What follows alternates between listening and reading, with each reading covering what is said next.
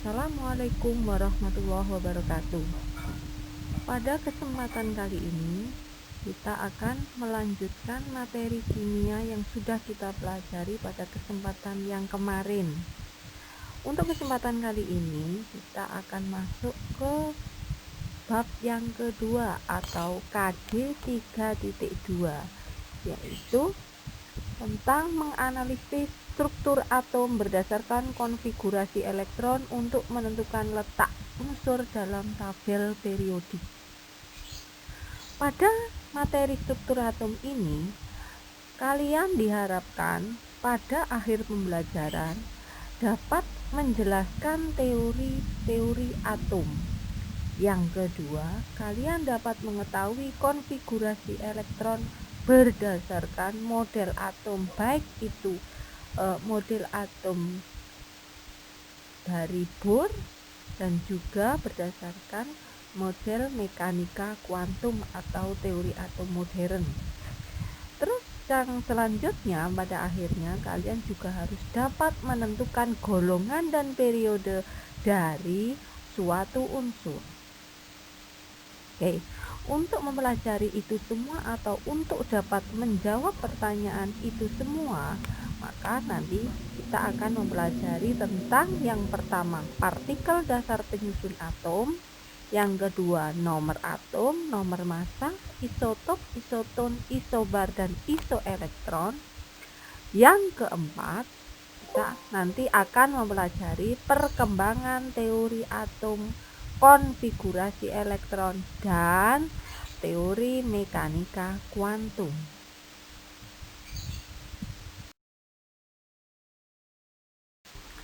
Oke, kita akan mempelajari tentang partikel-partikel dasar penyusun atom.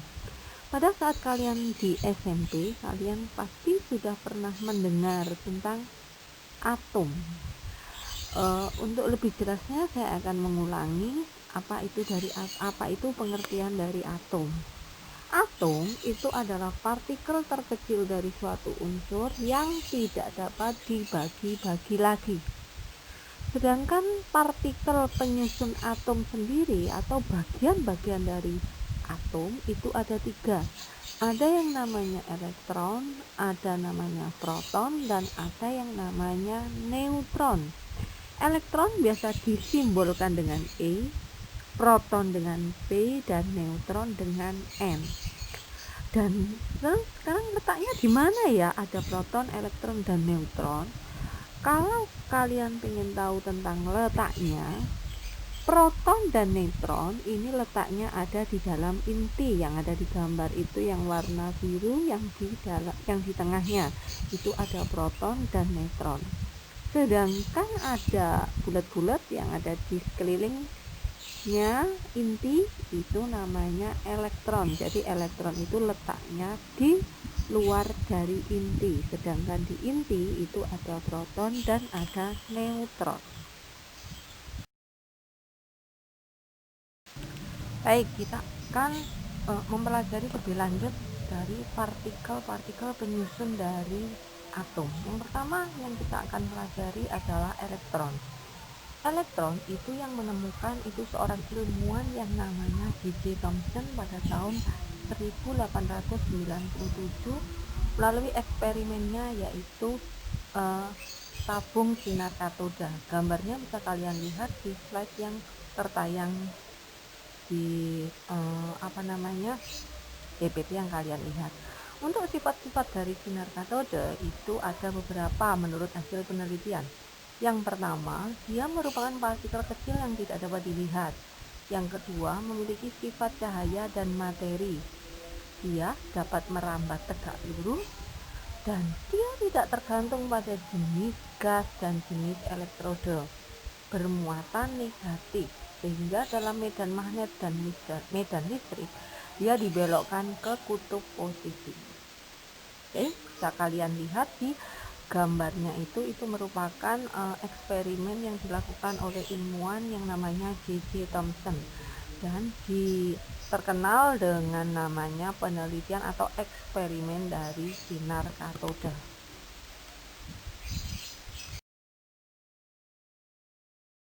Selain percobaan yang ditemukan oleh J.J. Thomson melalui sinar katoda, ada ilmuwan lain yang menambahkan penemuannya pada bagian elektron ini, yaitu namanya Andre Millikan.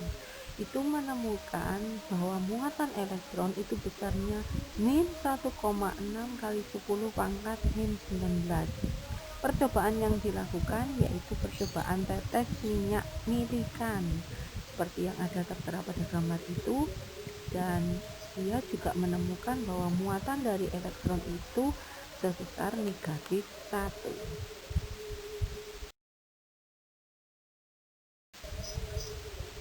Partikel penyusun atom yang selanjutnya atau yang kedua yaitu proton. Proton yang menemukan adalah ilmuwan yang namanya Goldstein tahun 1886. Percobaan yang dilakukan oleh Goldstein itu dikenal dengan percobaan tabung gas berkatoda, seperti gambar yang ada di layar ini. Sifat-sifat dari anoda yang sudah ditemukan oleh Goldstein yaitu muatannya itu positif, beda dengan elektron tadi. Elektron tadi bermuatan negatif. Kalau dia bermuatan positif, dia merupakan radiasi partikel karena dapat memutar kincir. Kemudian ukuran partikel sinar katoda ini tergantung dari jenis gas dalam tabung. Jadi gas yang di dalam tabung apa, dia menentukan ukuran partikelnya. Sedangkan untuk muatan proton itu sebesar plus 1 atau 1,6 kali 10 pangkat min 19 coulomb. Semakin besar masa partikel, maka sinar anodanya semakin sukar untuk dibelokkan.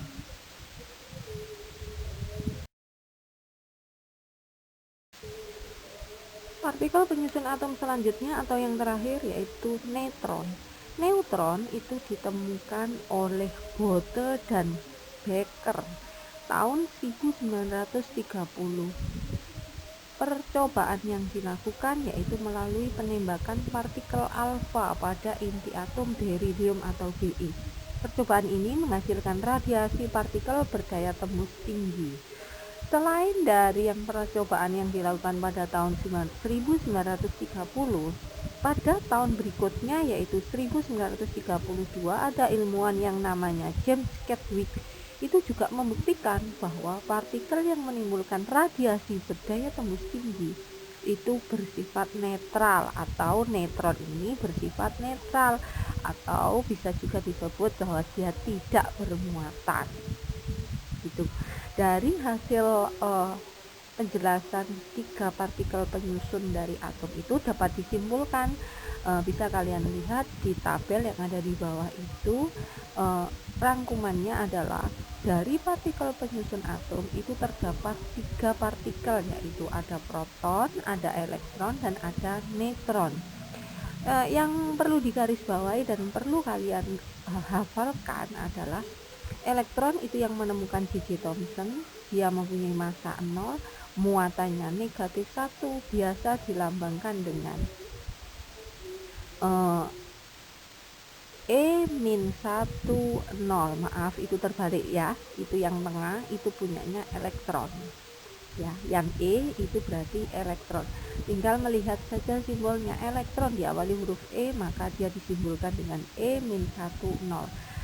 Untuk yang kedua ada proton. Proton itu ditemukan oleh Goldstein, massanya 1, muatannya plus 1. Sekali lagi mohon maaf, untuk lambangnya itu tertukar. Untuk proton itu ada di paling bawah. Karena dia bermuatan positif, maka biasa dia dilambangkan dengan P11. Yang terakhir partikel penyusun atom adalah neutron. Dia yang ditemukan oleh Chadwick, massanya 1, muatannya 0.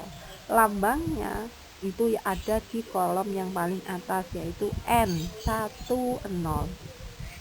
Biar kalian lebih gampang untuk menghafalkan, lihat aja huruf depannya. Kalau elektron maka dia disimbolkan dengan E yang bermuatan 0-1. Untuk proton maka P11, neutron N10. Oke, itu tadi tentang partikel penyusun dari atom. Materi selanjutnya yang akan kita pelajari adalah tentang nomor atom, nomor massa, isotop, isotor, isobar, dan isoelektron. Nomor atom biasanya kita simbolkan dengan Z, Z besar ya. Yang nomor massa itu biasa disimbolkan dengan A. Kemudian untuk isotop, isotor, isobar, dan isoelektron bisa kalian lihat di penjelasan yang ada di bawah.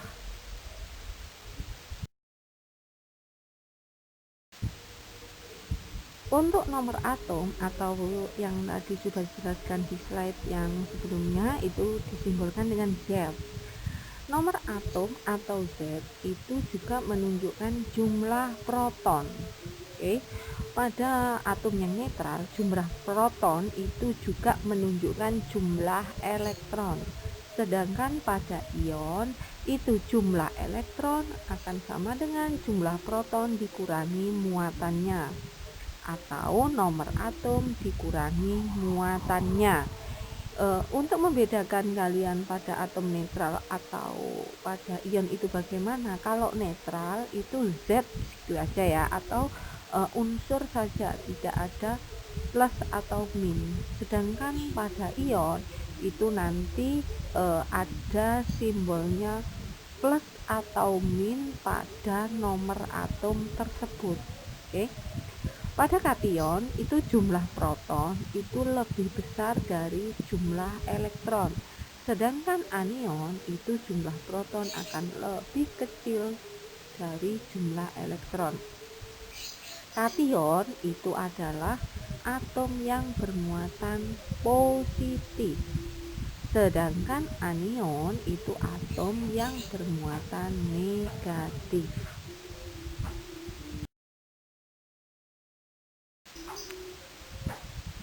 Untuk nomor massa atau yang disimbolkan dengan A itu bisa kita mencarinya dengan cara nomor massa itu menunjukkan jumlah proton ditambah jumlah neutron, atau nomor massa juga menunjukkan jumlah atau nomor atom ditambah jumlah neutronnya. Oke. Di situ di sebelahnya itu bisa kalian lihat. Oke, sudah tahu ya tadi dulu di SMP ada Ca, ada Cu, ada Cr, itu merupakan contoh-contoh dari betul, contoh-contoh dari unsur atau atom.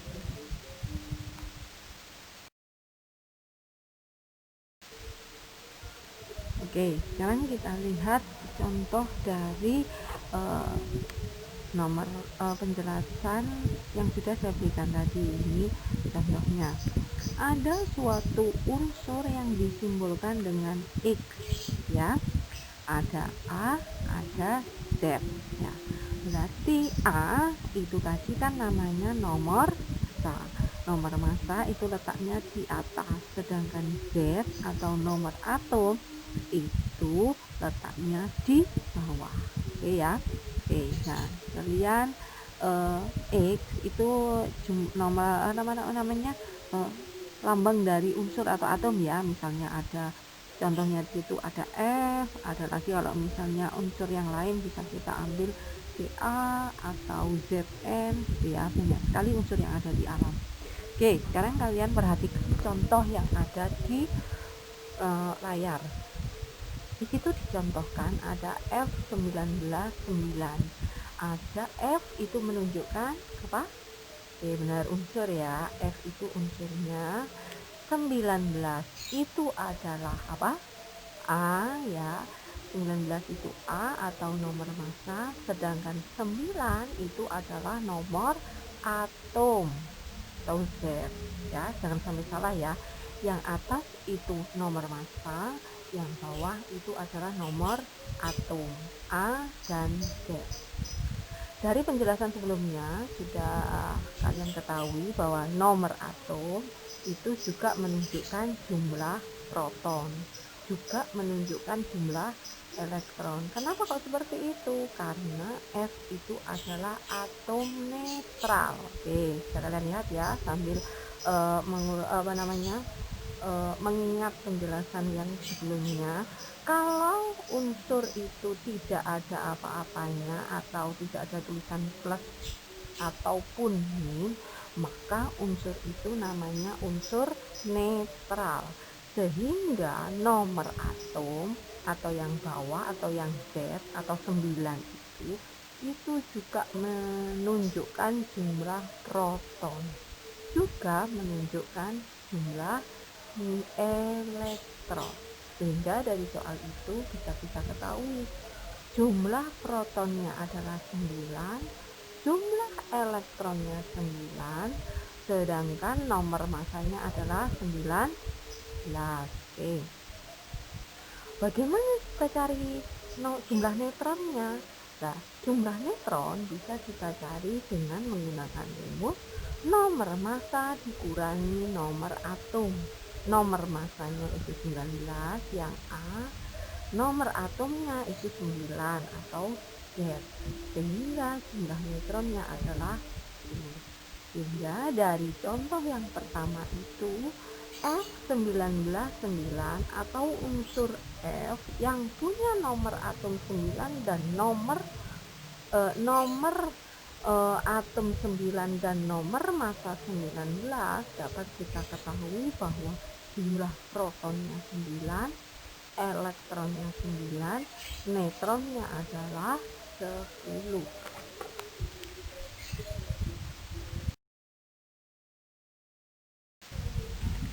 Bagaimana dengan isotop, isoton, isobar, dan isoelektron? Untuk isotop itu pengertiannya adalah atom-atom yang mempunyai nomor atom sama tetapi nomor massa berbeda. Oke, kalian harus ingat bahwa yang namanya nomor atom itu letaknya ada di bawah atau disimbolkan dengan Z.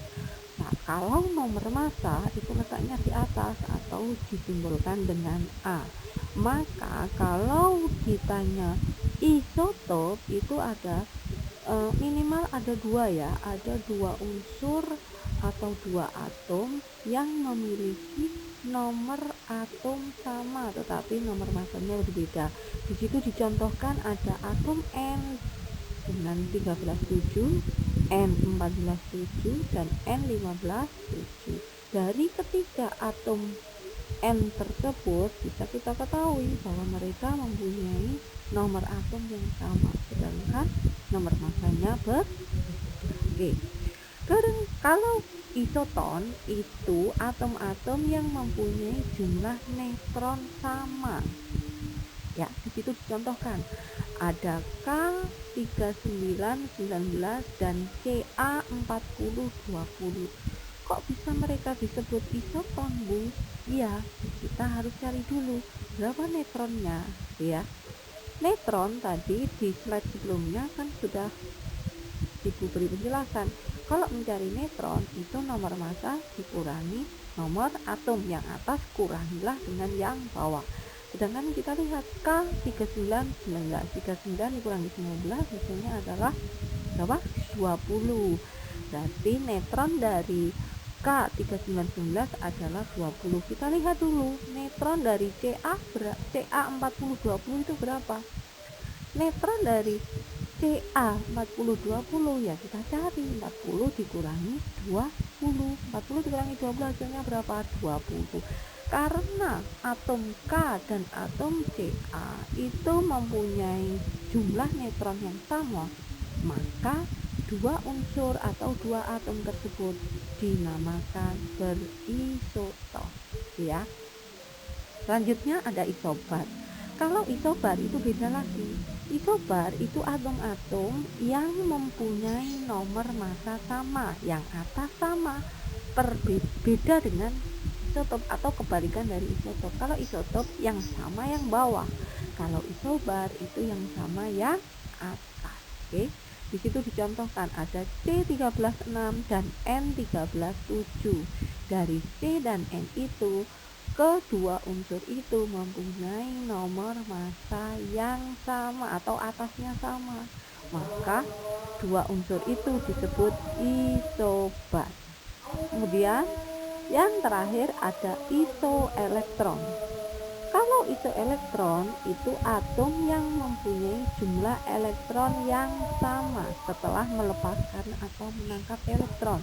Di situ dicontohkan ada Na2311+ dan F199-. Nah, ini bisa kita lihat karena dia bermuatan positif, maka artinya dia melepaskan elektron. Maka elektron Na yang punya elektron 11 dilepaskan 1, maka Na11 ini elektronnya tinggal 10. Sedangkan F199 F min. Nah, kalau negatif artinya dia menangkap elektron atau dia minta elektron dari orang lain sehingga dia bermuatan negatif. Elektron dari F199 itu awalnya 9, karena dia menangkap 1 elektron maka jadi 10, sehingga Na plus dan F min ini mempunyai jumlah elektron yang sama, ya. Oke.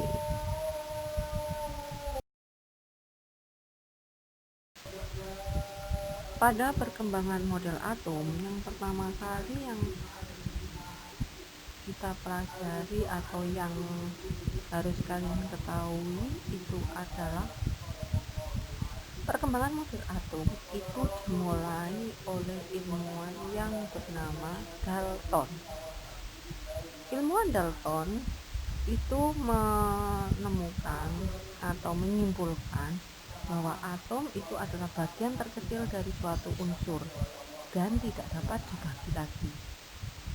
Kemudian yang kedua, menurut Dalton, atom itu merupakan unsur yang sejenis, mempunyai sifat yang sama, baik itu volume, bentuk maupun masanya. Sedangkan atom-atom unsur yang tidak sejenis sifatnya berbeda. Yang ketiga, menurut Dalton, dalam reaksi kimia terjadi penggabungan atau pemisahan atom.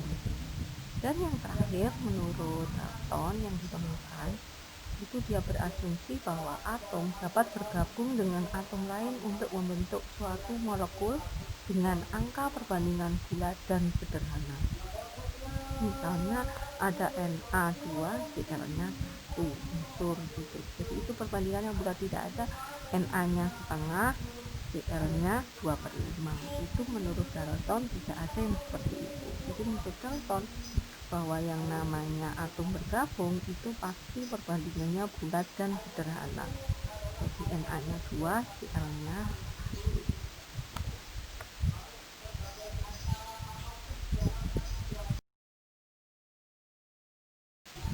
Ilmuwan berikutnya yang menyumbangkan pada perkembangan model atom atau yang ikut andil dalam perkembangan atom itu adalah Thomson atau biasa disebut model atom Thomson. Model atom Thomson itu biasa disebut dengan model atom roti kismis. Kenapa seperti itu? Bisa kalian lihat di gambarnya itu. Jadi menurut Thomson itu atom itu kayak suatu bola gitu. Nah, ada muatan positif, terus kemudian ada muatan negatif yang tersebar merata. Sehingga kalau dibayangkan itu menurut Thomson, atom itu kayak suatu roti yang ada kismisnya gitu. Sehingga model atom Thomson itu terkenal dengan sebutan model atom roti kismis.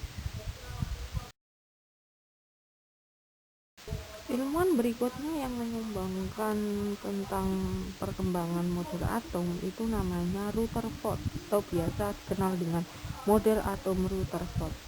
Menurut model atom Rutherford atau menurut ilmuwan Rutherford, itu atom terdiri dari inti yang muatannya positif, gitu, yang bulat-bulat warna orange itu ya, sama abu-abu. Nah, itu inti yang bermuatan positif dikelilingi oleh elektron yang bermuatan negatif seperti model tata surya gitu. Yang keliling itu warna biru itu elektronnya, itu sudah diberi penjelasannya. Jadi elektron itu berputar mengelilingi inti yang bermuatan positif seperti tata surya. Kemudian menurut Rutherford juga, atom itu sifatnya netral karena jumlah muatan positif dan negatifnya itu selalu sama. Kemudian menurut Rutherford juga bahwa pada saat mengelilingi inti itu ada gaya sentripetal pada elektronnya. Kemudian Bapak Rutherford ini juga menyimpulkan bahwa semua proton terkumpul dalam inti atom, sehingga inti atom itu muatannya pasti positif. Kemudian sebagian besar volume atom merupakan ruang kosong. Ruang kosong itu yang ada di tengah-tengahnya lintasan gitu ya, yang warnanya putih itu ruang kosong. Itu volumenya kebanyakan berupa ruang kosong. Itu menurut Rutherford.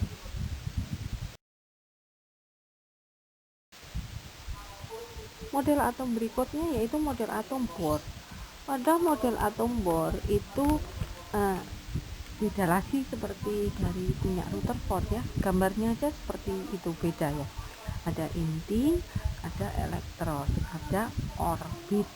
Menurut Bohr, elektron itu mengelilingi inti atom pada orbit tertentu atau lintasan-lintasan tertentu, jadi kayak sirkuit balapan gitu.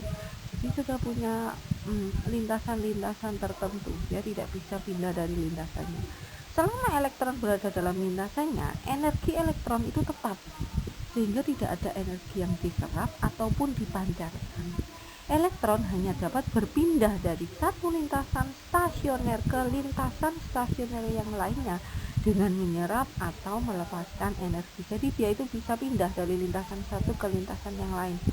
Tapi ada syaratnya dia harus melepaskan energinya atau bisa juga dia menyerap energi. Oke.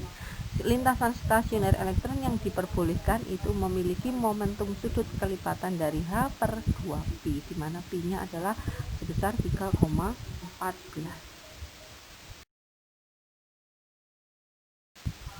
Model atom berikutnya atau yang terakhir itu yang penyempurnaan dari semua model atom atau yang kita pakai sampai sekarang, yaitu model atom mekanika kuantum atau mekanika gelombang. Pada mekanika kuantum ini itu beberapa ilmuwan yang menemukan, ada Broglie, ada Pauli, ada Schrödinger, dan ada Heisenberg.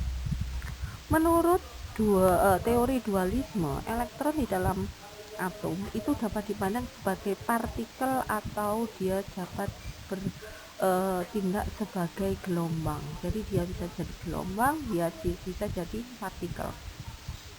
Teori ketidakpastian menyatakan bahwa kedudukan dan kecepatan elektron tidak dapat ditentukan secara pasti. Yang bisa diketahui hanya kebolehjadiannya atau probabilitasnya saja.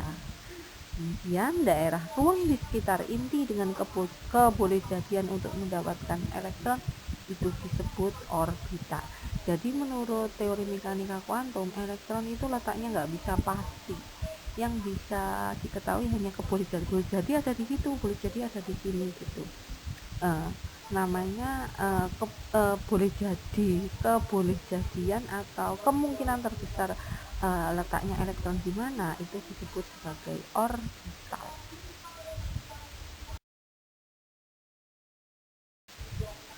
Setelah kalian mengetahui tentang teori atom atau perkembangan dari teori atom tadi, kelanjutannya itu kalian penerapannya gitu ya, itu ada di konfigurasi elektron ini.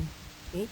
Konfigurasi elektron yang kita pelajari itu biasanya berpatokan pada teori atom Bohr dan mekanika kuantum.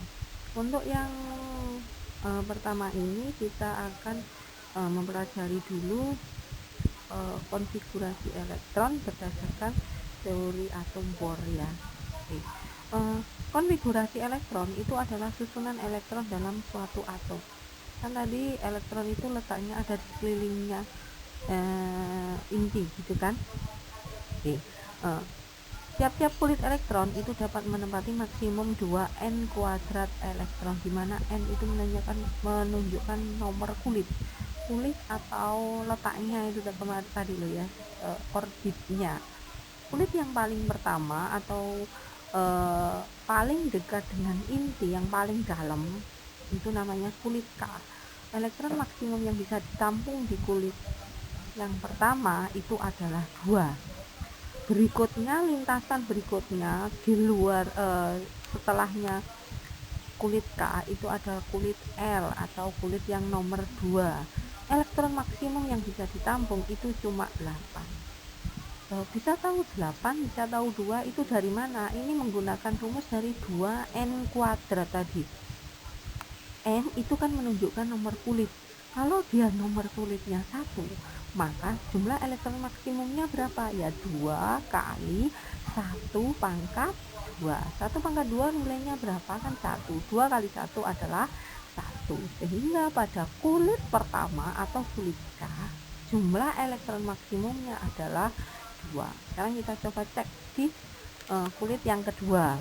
Berapa jumlah elektron maksimumnya? Ya kita ikuti lagi rumusnya yang tadi 2n kuadrat, dimana n nya kita ganti dengan 2 pangkat 2 itu kan 4 kali 2 nilainya 8. Oke, sekarang coba kalau kulit yang ketiga berapa jumlah elektron maksimumnya, cocok nggak di situ 18? Nah, oke bisa ya. Oke, kan berarti kan 2 kali 3 pangkat 2. 3 pangkat 2 berapa? 9, betul. 9 kali 2 nilainya 18 gitu ya, sampai selanjutnya seterusnya. Kalau kalian ada pertanyaan, Bu, kulitnya itu cuma sampai 5 aja? Ya enggak, kulitnya itu banyak, tergantung dari atomnya itu nomor atomnya berapa. Kalau nomor atomnya semakin besar, maka kulitnya juga akan semakin besar lagi gitu ya.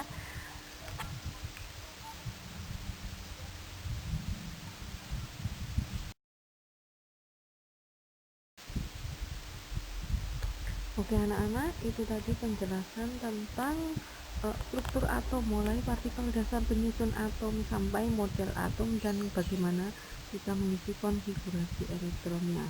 Untuk sementara ini kalian kerjakan dulu yang ada di LKS ya, bab 2 tentang struktur atom itu. Untuk konfigurasi elektronnya menyusul, nanti saya akan beri penjelasan lebih lanjut bagaimana kita mengisi konfigurasi elektron. Jangan lupa nanti minggu depan atau dalam minggu-minggu ini ya, setelah penayangan ini kalian diharapkan mengumpulkan LKS-nya ke sekolah secara bertahap ya, tidak boleh semua ke sekolah, harus bergantian sesuai dengan jadwal yang sudah diberikan. Nanti jadwalnya akan di launching gitu ya. Terima kasih. Assalamualaikum warahmatullahi wabarakatuh.